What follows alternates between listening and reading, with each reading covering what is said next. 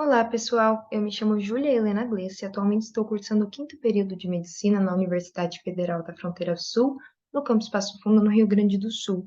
E hoje estou aqui para apresentar o trabalho intitulado Comportamento Alimentar e Uso Contínuo de Medicamentos em Usuários da Atenção Primária à Saúde, ou em inglês, Eating Behavior and Continuous Use of Medications in Primary Health Care Users.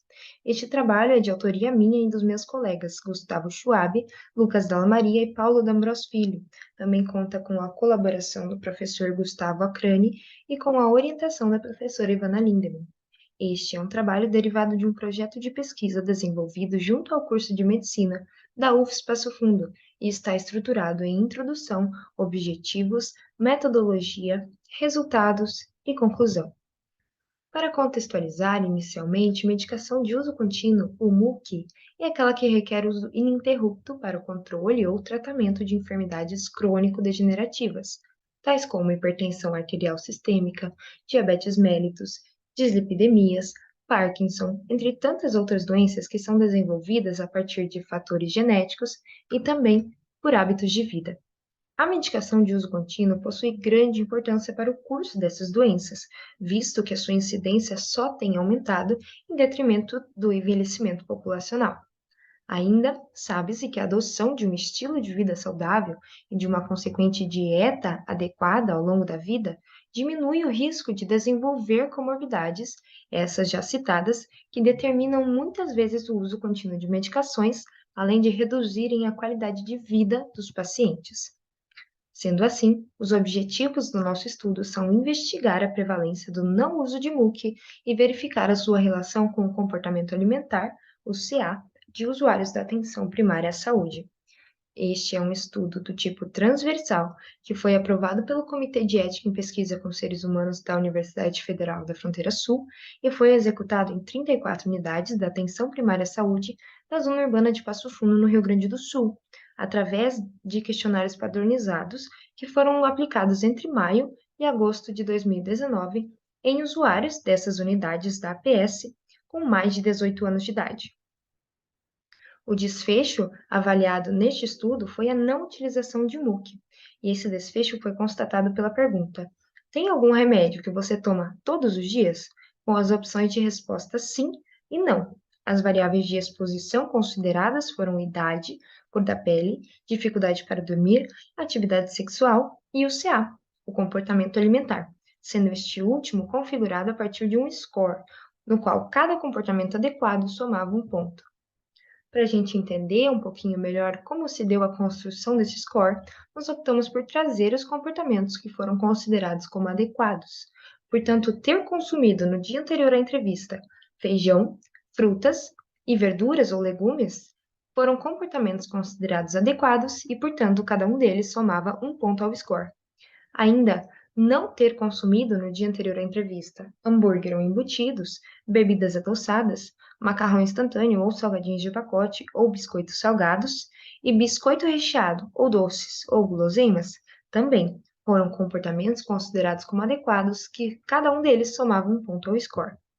Por fim, o hábito de realizar 5 ou mais refeições diárias também foi um comportamento considerado adequado que acrescentava um ponto ao score. E não utilizar aparelhos eletrônicos como computador, telefone celular ou televisão durante essas refeições também acrescentava mais um ponto ao score. A pontuação máxima final era de 9 pontos, dos quais foram categorizados os pontos em baixo, médio e alto score, sendo 7 ou mais pontos um alto score e este o comportamento mais adequado. Na análise estatística, executaram-se as frequências absolutas e relativas das variáveis independentes, o cálculo da prevalência do desfecho, com intervalo de confiança de 95%, o IC95, e a verificação da distribuição do desfecho conforme as variáveis de exposição, pelo teste de Q² de Pearson com erro alfa de 5%. Quanto aos nossos resultados, a nossa amostra foi composta por 1.443 participantes, dos quais a maioria eram idosos, 72%, de cor branca, 64,8%, sem dificuldade para dormir, 57,2%, e sexualmente ativos, 77,2%. Em relação ao nosso desfecho, ao não uso de MUC, apenas 36% da nossa amostra não utilizava nenhum medicamento continuamente, com IC95 de 34 a 39%. Sendo assim, a maioria da nossa amostra precisava utilizar algum medicamento continuamente para tratar alguma enfermidade, alguma comorbidade. Esse desfecho, o não uso de medicamentos, foi mais prevalente em adultos de cor não branca, sem dificuldade para dormir e sexualmente ativos. Em relação ao comportamento alimentar, a maior parte da amostra, 58,1%, configurou um score médio.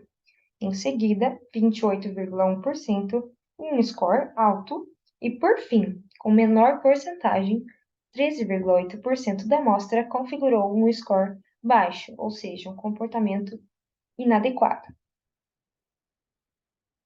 Na relação entre o comportamento alimentar e o não uso de medicação de uso contínuo, podemos observar que há uma certa relevância estatística, já que o p-valor é menor do que 0,001. Também podemos observar que 49,5% daqueles que configuraram baixo score alimentar não utilizavam nenhuma medicação de uso contínuo.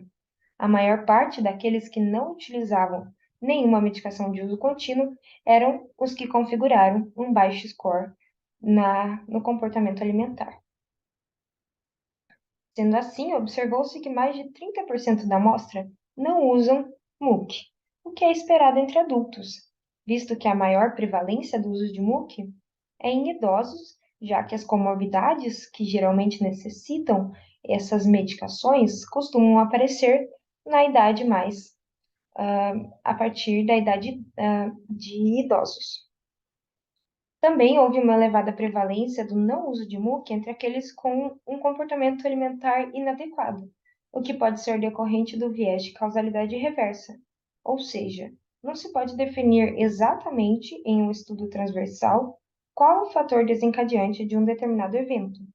Assim, não podemos afirmar com certeza se foi o comportamento alimentar inadequado que agiu como fator protetivo para o desenvolvimento de comorbidades e a consequente necessidade do tratamento com MUC, ou se foi o diagnóstico de comorbidades e o seu tratamento com MUC, que foi concomitante com mudanças no estilo de vida e com melhora dos hábitos alimentares por orientação médica no geral, apesar dessa segunda situação ser a mais provável.